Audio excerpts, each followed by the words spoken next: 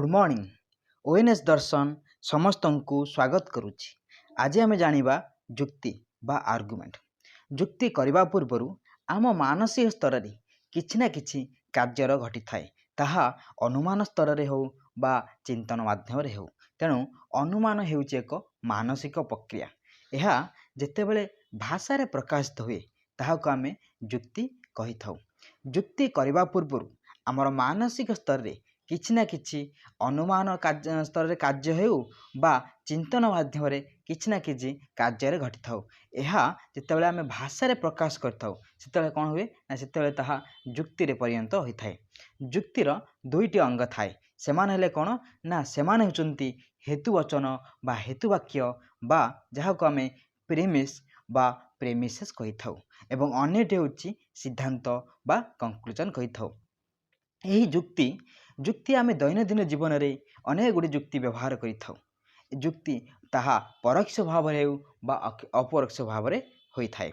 तेणु जुक्ति को दि भाग विभक्त कराइछि। सेगुडी कोन ना सेगुडी होची परोक्ष जुक्ति आ अन्यटी होची अपरोक्ष जुक्ति, जहाको आमे डायरेक्ट आर्गुमेंट अन्यटी होची इनडायरेक्ट आर्गुमेंट कहि थाउ। तेणु डायरेक्ट आर्गुमेंट को बा अपरोक्ष जुक्ति कोन ना जेउ आर्गुमेंट रे बा जेउ जुक्ति रे गोटिए हेतुवचन विशिष्ट जुक्ति को अपरोक्ष जुक्ति कह जाए बा कहि थाउ। अर्थात बुझेला ना जेउ जुक्ति रे गोटिए मात्र हेतुवचन थिबो ताहाको आमे अपरोक्ष जुक्ति बा डायरेक्ट आर्गुमेंट कहिबा। उदाहरण द्वारा बुझिबा कोन ना केतेक पक्षी द्विपद। एटा कोन ना एटा होची हेतुवचन एवं सिद्धांत कोन कहूची ना अतएव अर्थात देयरफॉर केतेक द्विपद पक्षी। एटा कोन ना सिद्धांत। एठी जो सिद्धांत आसीची ए सिद्धांत गोटिए हेतुवचन आसीची। तेणु एहाकू आमे डायरेक्ट आर्गुमेंट कहिबा अर्थात अपरोक्ष जुक्ति आमे ताकू कहिबा। तेणु अन्यटी होची कोन ना अन्यटी होची परोक्ष जुक्ति बा इनडायरेक्ट आर्गुमेंट। इनडायरेक्ट आर्गुमेंट काहा कहिबा ना जेउ जुक्ति रे एकाधिक हेतुवचन थाए ताहाकू परोक्ष जुक्ति बा इनडायरेक्ट आर्गुमेंट कहिबा बा कहा जाय। एटी आमे देखिबा उदाहरण माध्यम ताकू देखिबा। उदाहरण कोन कहूची ना उदाहरण कहूची समस्त पक्षी द्विपद अटंती। एटा कोन ना एटा होची हेतुवाक्य बा हेतुवचन। अन्यटी हेतुवचन कोन ना काक एक पक्षी कोन ना काक एक पक्षी एहा मध्य होची हेतुवचन। एटी सिद्धांत कोन कहूची अर्थात देयरफॉर काक द्विपद अटे। बुझियला ना ये होची सिद्धांत। ए जो सिद्धांत देखुचे एही सिद्धांत गोटी हेतुवचन आसीनी, एहा दुई रु एक रु अधिक हेतुवचन रु एही सिद्धांत निष्पन्न आसी। तेणु एहाकू अपरोक्ष परोक्ष जुक्ति बा इनडायरेक्ट आर्गुमेंट आमे कहिबा। एही जो आमे प्रथमे देखिबा एही जुक्ति वैलिड आउ इनवैलिड ऊपर डिपेंड करे बा निर्भर करे। एही जो आमे आर्गुमेंट जो करूची जो जुक्तिटी आमे जो करूची ए जुक्तिटी सब बेले वैध बा अवैध उपरे निर्भरशील। वैध जुक्ति आमे कहा केमिति जानिबा आमे केउ जुक्तिटी आमे वैध एवं केउ जुक्तिटी अवैध बा वैलिड कोटा आर्गुमेंट आउ इनवैलिड आर्गुमेंट केमिति जानिबा।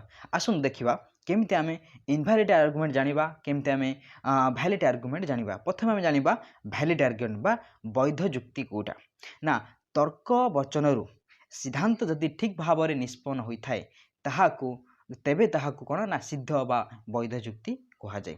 एठारे आमे चिंता करबा कथा कोन ना तर्क वचन अर्थात जदि तर्क बा हेतुवाक्य ठीक आउ सिद्धांत जदि ठीक अर्थात जदि हेतुवचनटी सत्य एवं सिद्धांत मध्य सत्य ताहाले आमे जानिबा जे जुक्तिटी वैध अटे। उदाहरण कोन उदाहरण द्वारा देखिबा समस्त हंस धला अटंती। एही पक्षीटी गोटिए हंस ना ये जो दीटा निले ये दुईटी होची हेतुवचन एवं सिद्धांत कोन कहूची ना एही पक्षीटी धला अटे। एथरे कोन ना हेतुवचन सत्य अटे एवं सिद्धांत मध्य सत्य। तेणु एटा होची को वैध जुक्ति। सेपरि भाबरे आमे देखिबा अवैध जुक्ति मध्य काहा कहते। अवैध जुक्ति कोन ना ठीक से परि भाबरे कोन ना सिद्धांतटी जदि हेतुवचन रु निष्पन्न न हुए अर्थात हेतु वाक्य माने जदि सिद्धांतटी को प्रतिपादित न करि परंती तेबे जुक्तिटी असिद्ध बा अवैध अटे। ବୁଝିହେଲା ନା କ'ଣ? ଏଠି କହିଛି କ'ଣ, ଯଦି ହେତୁ ବଚନରେ ବା ହେତୁ ବାକ୍ୟରେ ଯେଉଁ ଜିନିଷ କୁହାଯାଇଛି କିନ୍ତୁ ସିଦ୍ଧାନ୍ତରେ ମଧ୍ୟ ତାହା କୁହାନାହିଁ, ଅର୍ଥାତ୍ ଯଦି ହେତୁ ବାକ୍ୟ କ'ଣ ମିଥ୍ୟା ବା ସତ୍ୟ ବି ହେଇପାରେ ବା ମିଥ୍ୟା ବି ହେଇପାରେ, କିନ୍ତୁ ସିଦ୍ଧାନ୍ତ ମଧ୍ୟ ଧରକର ଯଦି ଉଦାହରଣ ବୁଝିବା ନା ହେତୁ ବାକ୍ୟଟି ସତ୍ୟ କିନ୍ତୁ ସିଦ୍ଧାନ୍ତଟି କ'ଣ ହେଇଛି ନା ମିଥ୍ୟା ହେଇଛି, ସେହି ଦୃଷ୍ଟିକୁ ସେଇ ଅବସ୍ଥାରେ ଆମେ କ'ଣ ନା ଏଇଟା ଅବୈଧ ବା ଇନଭାଲିଡ୍ ହେବ। ଉଦାହରଣ କ'ଣ? ଉଦାହରଣ ସ୍ୱରୂପ ସମସ୍ତ ହଂସ ଧଳା ଅଟନ୍ତି। ତାପରେ ଦ୍ୱିତୀୟ ହେତୁବାକ୍ୟ କ'ଣ ନା ଦ୍ୱିତୀୟ ହେଉଛି ସମସ୍ତ ହଂସ ମରଣଶୀଳ। ତେଣୁ ସମସ୍ତ ମରଣଶୀଳ ଧଳା ଅଟନ୍ତି। ଏହା କ'ଣ ସତ୍ୟ କି? ଏହା ମିଥ୍ୟା ଅଟେ। କାହିଁକିନା ଯେଉଁ ଗୁଣ ଯାହା ଆମେ ଦେଖିଛେ ସାରା ସଂସାରରେ ଦେଖୁଛେ, କ'ଣ ସବୁ ଧଳା ଲୋକ ମରୁଛନ୍ତି କି?